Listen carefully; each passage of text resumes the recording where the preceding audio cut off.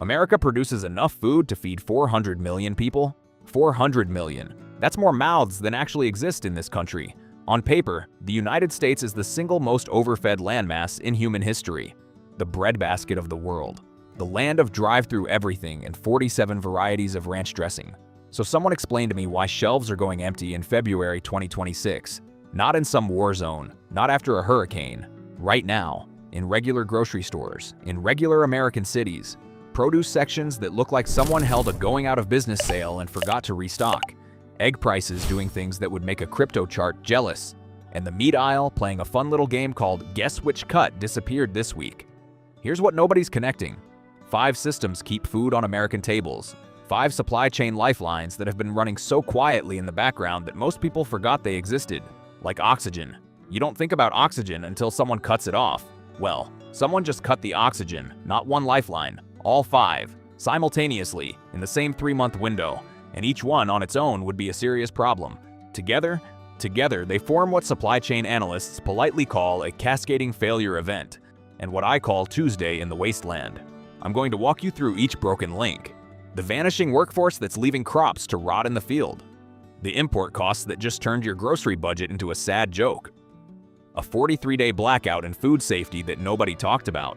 The first major cut to food assistance in 60 years.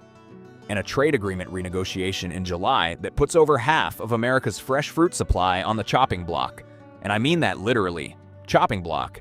By the end of this video, you'll have a complete threat picture and a concrete action plan. Not panic, not conspiracy, just numbers, supply chain mechanics, and what you can actually do about it. Survival maxim for today. A system that depends on 5 things going right will eventually have all 5 go wrong at the same time. That's not pessimism, that's statistics. Let's get to work. Lifeline 1. The hands that feed you are in handcuffs. Pop quiz. Where does your food come from? If you said the grocery store, congratulations. You've identified the last link in a chain you know nothing about. Let's go further back.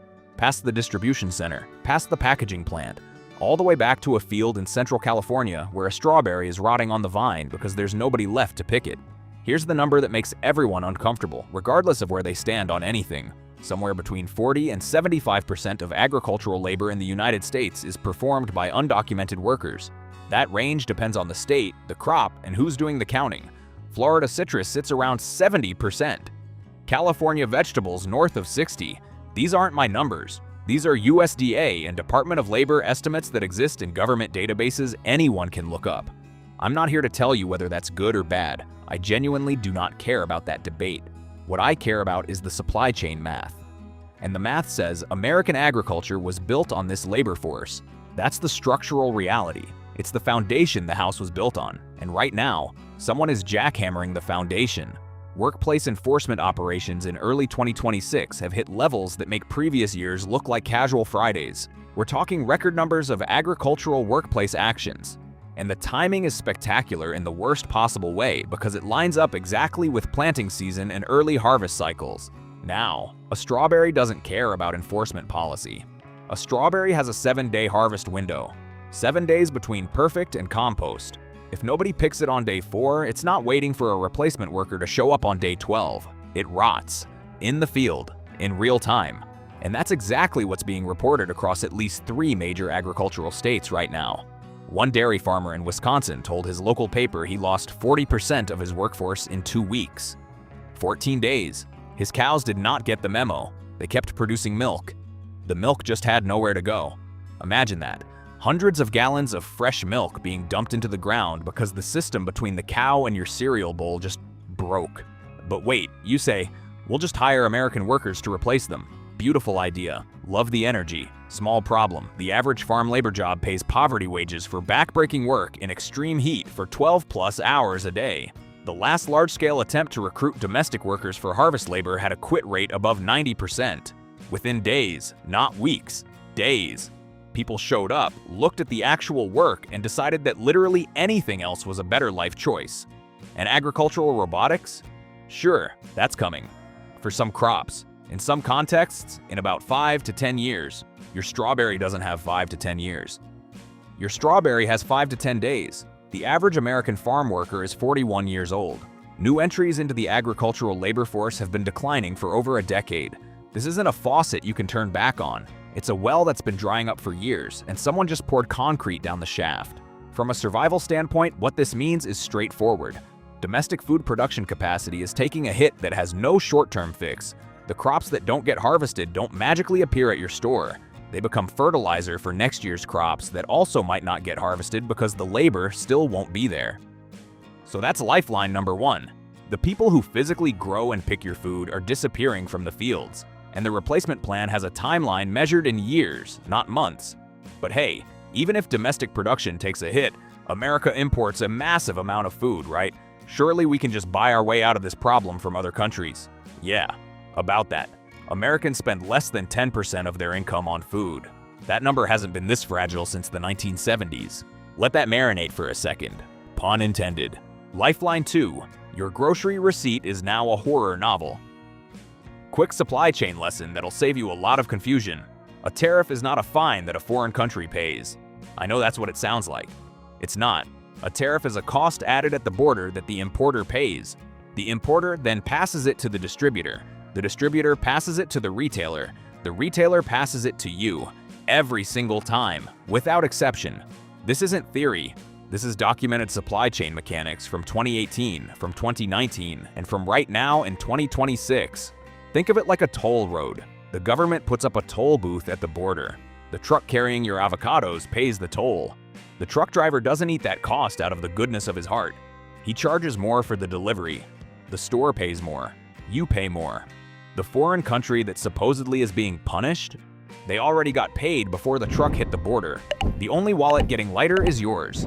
Now, 75% of US food imports are currently in the tariff impact zone. 3/4. Let me walk you through your next grocery run so you can feel this in real time. Avocados, primarily from Mexico, 35%. Winter tomatoes, Mexico again, because America doesn't grow tomatoes in January unless you count those depressing hydroponic things that taste like water's disappointment, up 40%. Berries across the board, double-digit increases. Bananas from Central America, up 20%. And bananas used to be the one thing you could count on being cheap. They were the economic constant, the financial anchor of the fruit aisle. Not anymore. Canadian beef imports affected, prices climbing. Processed foods with imported ingredients, up. Dairy products with cross-border supply chains, up. That coffee you need to function as a human being. If it touches any tariff-affected supply line, and most of it does, up. Now multiply all of that by 3 meals a day, times a family of 4, times 30 days in a month. We're not talking about luxury items getting pricier. We're talking about the baseline cost of existing as a fed human being going up by roughly 29% on average, with some categories pushing past 40%. For preppers, this is a specific and calculable disaster. Your stockpile budget just got slashed without you spending a single extra dollar. That 90-day food reserve you were planning, at these prices, it's now a 63-day food reserve. Same money, less food. The math is cruel and it doesn't negotiate. Now I can already hear the reasonable objection. Just grow it domestically. Reduce the dependency. Become food independent. And long-term, maybe. That's a valid strategic goal measured in years. But an avocado orchard takes 3 to 5 years to start producing. Citrus, 5 to 7. And here's where Lifeline 1 and Lifeline 2 shake hands in the most depressing handshake in history. You can't scale up domestic production while simultaneously losing the workforce that does the actual growing and picking. That's not a timeline problem. That's a contradiction. A paradox. A snake eating its own tail while someone sets the tail on fire. So what's the gap look like? 3 to 7 years of dependency on imports that just got 29% more expensive, served by a domestic agriculture sector that's bleeding workers. What do you eat in the meantime? That's not a rhetorical question. That's a planning question. And if you don't have an answer, you're not planning, you're hoping. And hope is not a survival strategy. 2 lifelines down. Production is hemorrhaging. Imports are expensive.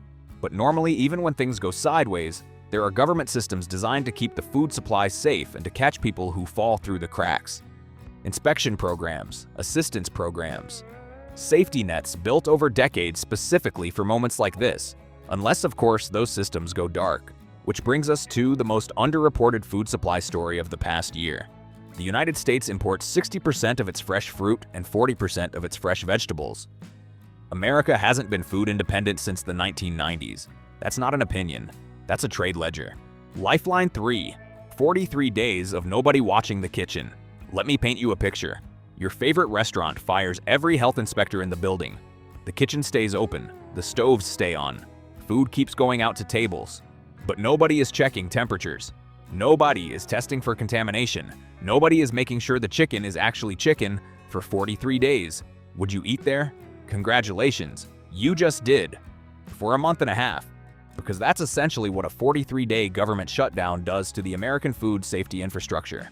The FDA, under normal operations, conducts approximately 1,100 food facility inspections per month. 1,100. That's factories, processing plants, packaging facilities, import inspection points, all the invisible checkpoints between raw ingredient and thing you put in your mouth. During a shutdown, that number drops to emergency only. An emergency has a very specific and very narrow definition that does not include the lettuce might be contaminated or that batch of ground beef smells weird. For 43 days, spanning late 2025 into early 2026, the food safety system was operating on a skeleton crew, making skeleton decisions with skeleton resources. The lights were on. Nobody was home. But it gets bigger than just inspections. Way bigger. USDA farm loans, frozen. The farmers who were already losing workers and watching their costs rise just lost access to the credit lines that keep their operations running.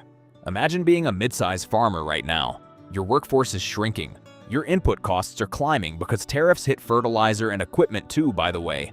Your crop insurance claims are delayed because the people who process them were sent home. And you can't get a loan to bridge the gap because the agency that issues them is closed. That's not a tough quarter. That's an extinction-level event for small farms. And small farms are the ones that grow the specialty crops, the vegetables, the fruit, the stuff that isn't corn and soybeans, the stuff that actually keeps you healthy. And then there's the human layer that doesn't show up in supply chain analysis, but absolutely shows up in supply chain consequences. WIC, the program that provides nutrition assistance to pregnant women, new mothers, and infants, runs on federal funding that stops flowing during a shutdown. These aren't abstract budget line items. These are actual pregnant women trying to buy actual milk for actual babies. School lunch programs serve 30 million children every single school day. 30 million kids who, for some families, get their most reliable meal of the day at school. Those programs were running on reserves.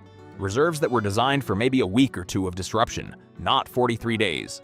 From a threat analysis perspective, and yes, I do threat analysis on food systems because that's apparently what raccoons do now, the shutdown is devastating not because of any single impact, but because of timing. The food safety system went dark at the exact moment the supply chain was already under maximum stress from the first two Lifeline failures. Workers vanishing, costs spiking, and the oversight system that's supposed to catch problems before they reach your plate just wasn't there. It's like removing the goalie during a penalty shootout. You don't notice the goalie until the ball is in the net, and right now, there are a lot of balls headed toward a very empty net. 3 simultaneous failures in a system that was designed to handle one at a time. Production, trade, oversight, all compromised in the same quarter. But at least the most vulnerable people in the system still have their last resort safety net, right? The program that's supposed to catch the people who can't absorb rising food costs? The backup plan under the backup plan? Well, let me introduce you to Lifeline number 4. And let me warn you, this one hits different. Lifelines remaining, 2 out of 5. If this were a video game, this would be the part where the screen turns red and the music gets real unpleasant. Lifeline 4. Pulling the floor out from under 42 million feet. 42 million people. Let that number find a place to sit in your brain. 42 million Americans receive SNAP benefits. That's the Supplemental Nutrition Assistance Program. You probably know it as food stamps. 42 million. That's more people than live in the entire state of California. That's roughly 1 in every 8 Americans who depend on this program not to eat well, not to eat fancy, but to eat at all. The average SNAP benefit works out to about $6 per person per day. $6. Try it. Walk into a grocery store right now, today's prices, and try to feed yourself 3 meals on $6. Actually, try it at last year's prices. It was already a magic trick. Now try it with a 29% increase on top.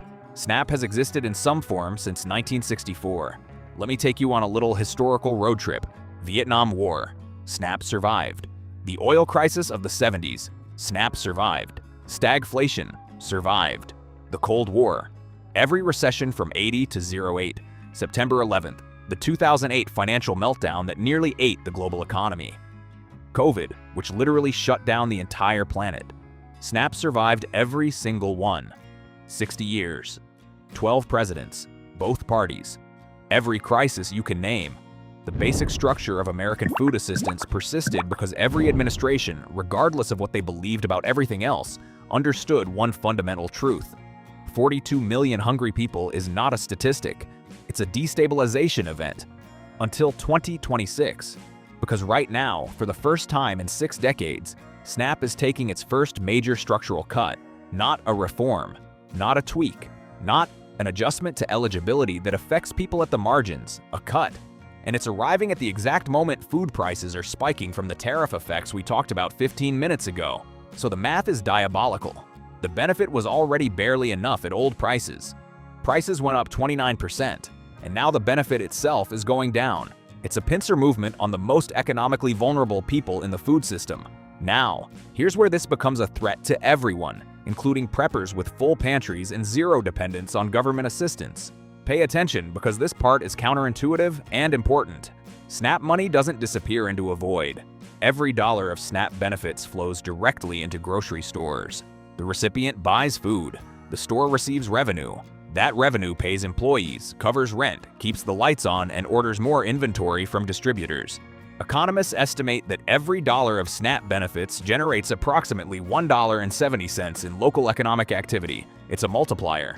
The benefits aren't just feeding people, they're funding the grocery infrastructure that everyone depends on. Cut the benefits and you're not just affecting SNAP recipients. You're cutting revenue to grocery stores. Stores that were already operating on thin margins because supply costs are up. Stores that are already seeing reduced foot traffic because everything costs more. When revenue drops below a threshold, stores close. When stores close in already underserved areas, you get food deserts. And food deserts don't just affect poor people. They affect anyone who used to shop there. When your nearest grocery store closes because the economics don't work anymore, your supply chain just got longer. Your drive to get food just doubled. The number of stores competing for your business just dropped, which means the remaining stores have less incentive to keep prices competitive. Everyone pays more. Everyone drives further. The whole system degrades. 42 million people losing purchasing power in the food system is not somebody else's problem. It's a tremor in the foundation that holds up every grocery shelf you've ever walked past. 4 lifelines down. Production, trade, oversight, the last resort safety net. 4 simultaneous failures in a system running on margins thinner than gas station coffee. But there's one more, and this one is the sleeper, because it hasn't fully detonated yet. It's sitting on the calendar at July 2026, 5 months from now, ticking quietly, and when it lands, it has the potential to amplify every single thing we've talked about. Lifelines remaining, 1 out of 5. At this point, the video game would just crash. Blue screen. Your food system has encountered a fatal error. Lifeline 5. The ticking clock on your produce aisle, USMCA. 6 letters that most people have never heard, can't pronounce, and definitely can't explain. 6 letters that control whether you eat fresh produce this summer. The United States-Mexico-Canada Agreement. It replaced NAFTA, and it is the single most important document in your refrigerator's life. This trade agreement governs 53% of America's fresh fruit imports and 89% of its fresh vegetable imports. Let me say that again because I want it to really land.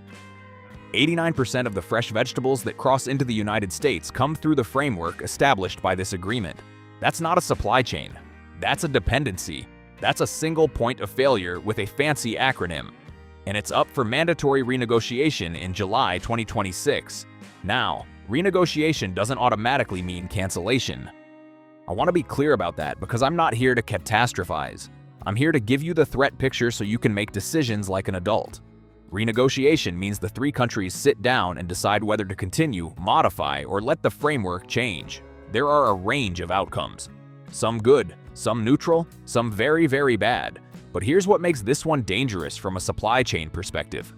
Uncertainty. In supply chains, uncertainty is almost as destructive as disruption. When importers don't know what trade rules will look like in 6 months, they slow their orders. Retailers hedge their bets. Distributors stockpile or pull back depending on their risk tolerance. Prices start moving on speculation alone before anything actually changes. The shadow of the renegotiation is already affecting planning cycles. And the risk amplifier. food is not being negotiated in a vacuum. It's bundled with energy deals, automotive manufacturing agreements, cross-border labor arrangements, and about 40 other sectors that have nothing to do with whether you can buy tomatoes in January. When food becomes a bargaining chip in a larger deal, the supply continuity of your produce aisle becomes collateral. It's not the priority, it's the leverage. Your January tomato exists because of USMCA. Your March strawberry. April avocados. The blueberries in your morning smoothie. The peppers on your pizza. All of it flows through this agreement. And in 5 months, that agreement is being opened up, taken apart, and reassembled under conditions of maximum uncertainty. Now let me zoom out and show you the whole picture. Because individual threats are manageable. That's day one prepper thinking. You see a problem, you solve it, you move on. But what we're looking at here is not 5 individual problems. It's 5 interlocking failures in a system that was already operating at its limits. Lifeline 1. The people who grow and harvest food are disappearing from the fields. Replacement timeline, years. Lifeline 2. Import costs have spiked across 75% of food imports. Your dollar buys less food than it did 3 months ago. Lifeline 3. The food safety and agricultural support system went dark for 43 days during peak stress. Lifeline 4. 42 million people just lost purchasing power in a food system already under pressure, degrading the grocery infrastructure everyone depends on. Lifeline 5. The master trade agreement governing over half of America's fresh produce is about to be reopened under maximum uncertainty. Any one of these alone is a difficult quarter. 2 together starts causing cascading effects. 3 changes the landscape. 4 stretches the system to its limits. 5 simultaneous pressure points on a food supply that was already running on margins thinner than the nutritional value of a gas station hot dog. That's not a prediction, that's a situation report. All 5 of these are happening right now. Documented, measurable, verifiable. You can look up every single number I've given you today. The action plan. What the raccoon would do. Threat picture complete. Now the part that actually matters. Because knowing about a problem without acting on it is just anxiety with extra steps. Here's what you do. Step 1. Build a 90-day food reserve. Not because the apocalypse is scheduled for next Tuesday, although frankly, I wouldn't rule anything out at this point. Build it because 5 systems that keep food on your table are under simultaneous stress and none of them have a quick fix. The labor crisis is measured in years. Tariff impacts are still rolling through the system. The shutdown damage is done. SNAP cuts are in effect. And the USMCA renegotiation hasn't even started yet. Focus on what your family actually eats. Rice, beans, canned proteins, cooking oil, salt, sugar, oats, peanut butter. Boring saves lives. I know the prepper industry wants to sell you a bucket of freeze-dried beef stroganoff for $97. Don't. A 50-pound bag of rice costs about $25 and contains roughly 72,000 calories. That's math. Freeze-dried beef stroganoff is marketing. Step 2. Start growing something. I don't care what. Even containers on a balcony. Even herbs in a window. Not because you're going to become a self-sufficient homesteader overnight. You won't. I promise. But every calorie you produce yourself is 1 less calorie dependent on 5 broken supply chains. And more importantly, growing food teaches you something about food that no amount of watching YouTube videos, including this one, can replace. You start understanding seasons, soil, and time. And in a supply chain crisis, understanding time is the difference between being ready and being surprised. Step 3. Shorten your supply chain. Farmers markets, CSA programs, community-supported agriculture, where you buy a share directly from a local farm and get a box of whatever they grow that week. Local co-ops.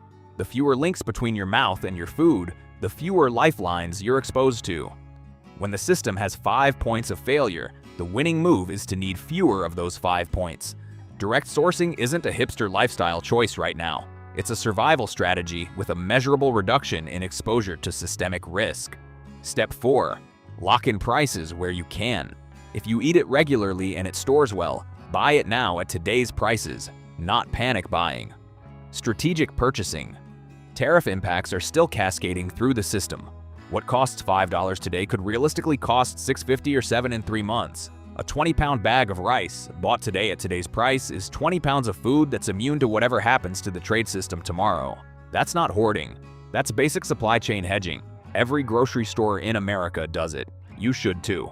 Step 5, and this one's free. Pay attention. The data is out there. USDA reports are public. Trade statistics are published. SNAP enrollment numbers are available. Import volumes are tracked.